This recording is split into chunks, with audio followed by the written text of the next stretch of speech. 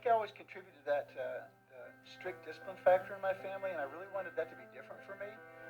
So instead, I turned to verbal criticism and just raising my voice all the time, and it really wasn't any better. It actually made things worse.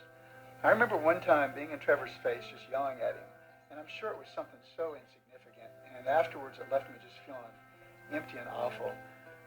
And after years of that, I think I was shocked to find out that Trevor had nothing but contempt for me in his heart.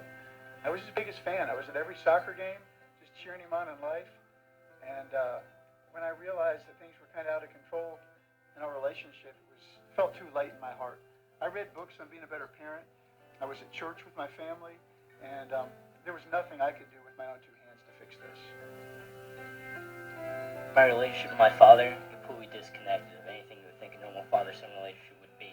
There was no daily interaction, or basically love in our relationship at all. But he gave his life to Christ, and at the time, there was a new peace around my house and family that I didn't understand, nor really care about. But I knew it was there and accepted it. Yeah, I think the biggest change for me was God gave me the ability to just kind of see outside the moment, to see the damage I was causing with my words and the way I acted. And my friends and family knew there was a huge change, but Trevor was a little more resistant. I really was praying for him, and he was getting ready to go to camp last year, and God just impressed on my heart that I needed to write him a letter before he left. I knew he'd think it was stupid, but I stayed up that night being obedient, and I did it anyway. And it turns out it really made a change. I was planning on going for soccer tryouts for my school, but I ended up going. I ended up going on a youth group trip with my church. So I received a letter from my parents, and I remember opening up the letter and reading it thinking it was pretty corny. Who writes a handwritten letter these days? We have cell phones and all this great technology. But my wonderful parents ended up sending me a letter. And I was reading it, seeing all the little smiley faces and words in it, and I was thinking, this has to be from my mom. Why would my dad ever send something like this to me?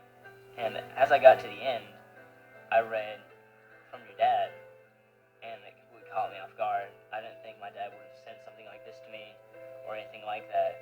It softened my heart for the entire road trip to eventually giving my life to Christ. And from that, our relationship just changed. There was no more hate and resentment in our relationship. It was, in effect, a normal father-son relationship. With Jesus in the middle of our relationship for the first time, what I thought was impossible was finally possible. He was the missing piece.